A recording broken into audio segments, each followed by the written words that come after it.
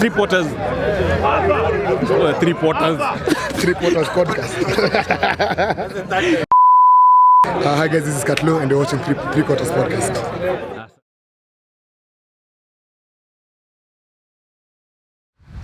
Bad girl of the week. Wow. Tell me. Who is it? We were at Nakuru Club. Yes. And then guys were debating. Yeah. At who should get man of the match. Yeah. I was like, isn't it obvious? Yeah. It's Darwin. Yeah. In fact, Darwin was so good. Yeah. In fact, every ball that he received from the back was just danger. Yes.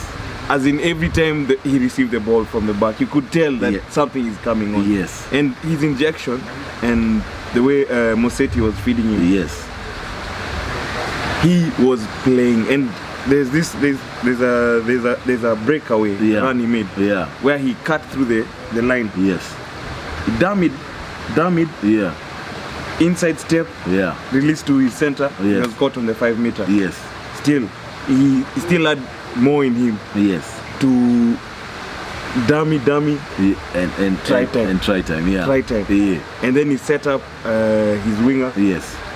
Hat-trick and an assist. Yo, what? And bad game. You need to add that he's the kicker for KCB. Yes. And he converted all his kicks. I mean, these two ways are brilliant. Okay, let me not call him kid, but Darwin is a brilliant player. From the first time, that is the future of Kenya Rugby. Yeah, I saw him play. Then there's a time during the 2015, just before the World Cup, the couple of test matches and tours that we had here, Tunisia, of course, coming here, Spain, Portugal coming here.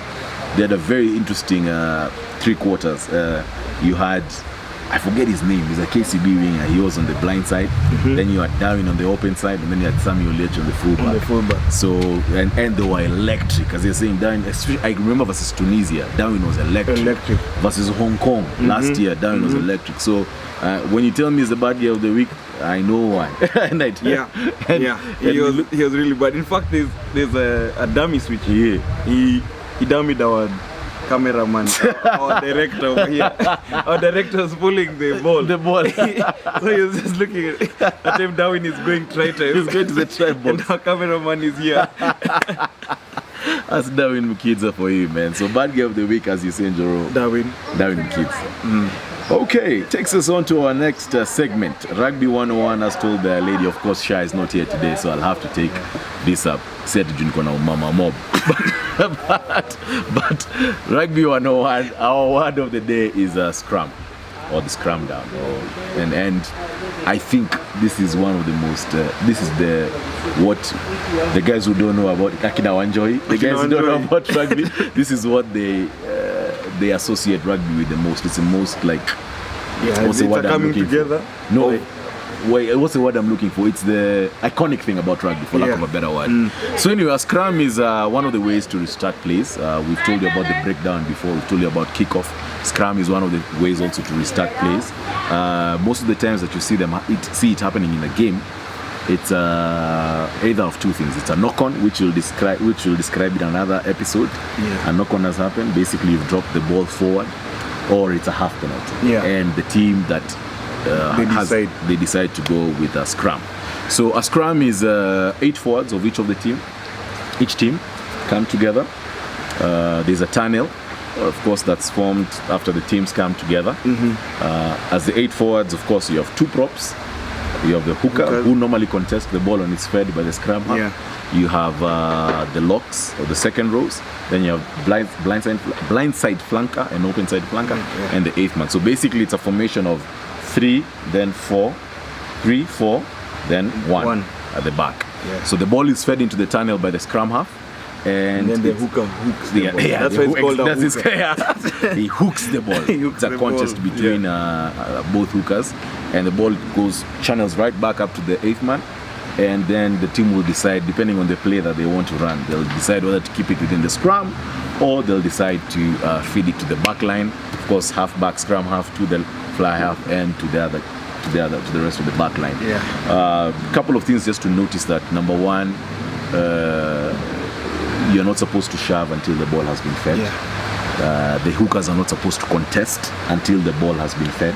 Yeah. And ideally, the scrum half is supposed to feed the ball straight into the tunnel. Yeah. We see a couple cases of what we call feeding. Yeah, where you feed to your hooker. But ideally, that's how it's supposed to be. So that's a scrum. That's a scrum for Akinoanjoy, as they are called. We move on to our next thing, which has been our clarion call ever since we started the 3 Quarters podcast. We have the Rugby World Cup Qualifiers, and the dates are out now. We talked just in passing last week. We have the dates now set. I'll just run through them quickly before we have a quick discussion about Njoro. We have Kenya versus Uganda on June 24th. That's going to be here. We have Kenya versus Tunisia, July 8th, which is going to be here. We have Kenya versus Senegal, July 15th, which is going to be here. Then we have Zimbabwe versus Kenya in Harare, July 22nd. Then we have Namibia versus Kenya in Windhoek, which is going to be July 29th. Having said that, Njoro, I'll ask you 2 questions. Number 1, what are what chances with the fixtures now out and where they're going to be played? What chances do you think the boys have? Me, I think we have a better chance than we did for the previous qualifiers. Yes. Because ever since then, the state of rugby has just been growing and growing. Yeah. And our 15th team is looking really good. Yes. We have so many options.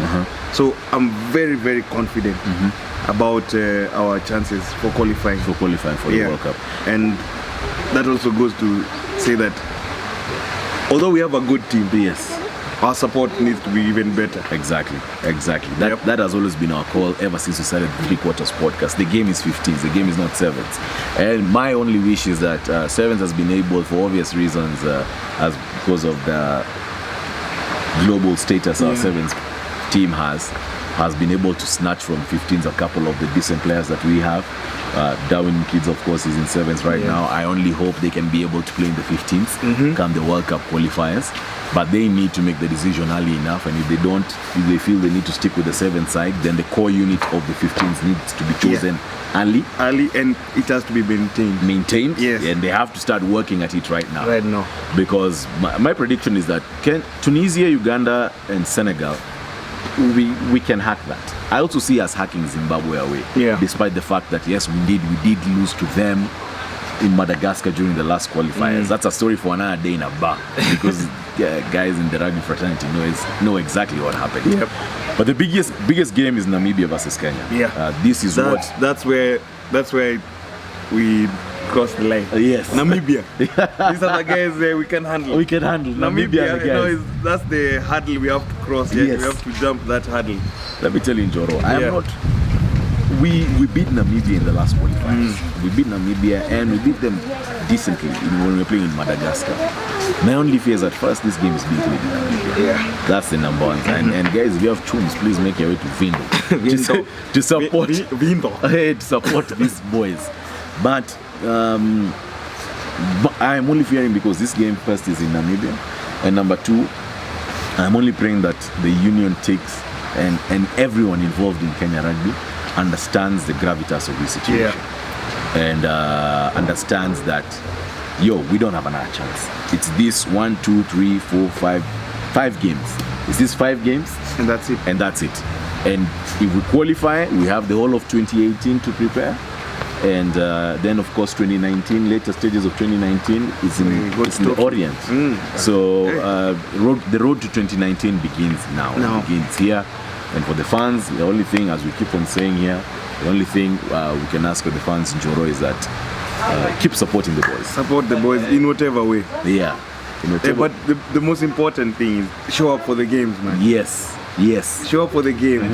As in, just one Saturday, take a Saturday out of your schedule. The other is busy schedule. I.e. nursing hangovers. So just come show up at the RFEA go for grounds. That ratio and make time. Show up at the RFEA grounds for the home games, that is. Uganda, Tunisia, and Senegal. At the end of the day, points difference will also come to become a factor. So we need to hammer these guys like proper. We need to beat them. We need to give them a good 20 gap margin. Then we go to Zim. Hopefully we beat Zim in Zim. And then by the time we're coming to Windhoek, when you go to Windhoek, we more or less, we've secured our position. At least we've beaten our guys. Yeah. But we don't beat these other guys if we don't have you guys supporting the Simbas. Simba ni moja, as we were saying last year, was Elgon Cup. Simba ni moja, make sure you're there for the games and support our boys. Many of you guys are friends with some of these boys. Just talk to them, give them a word of encouragement. You're going to have this. We're here, we're Pamoja with you guys, man. Yeah. This take us to the World Cup. Maze, this is the closest shot we have after the 2003. Sorry, I beg your pardon. After the cricket team that has played in a couple of World Cups until 2011, this is the closest shot we have. So, guys, as we are saying, make sure that you support the guys. Woo! So, quick wrap up.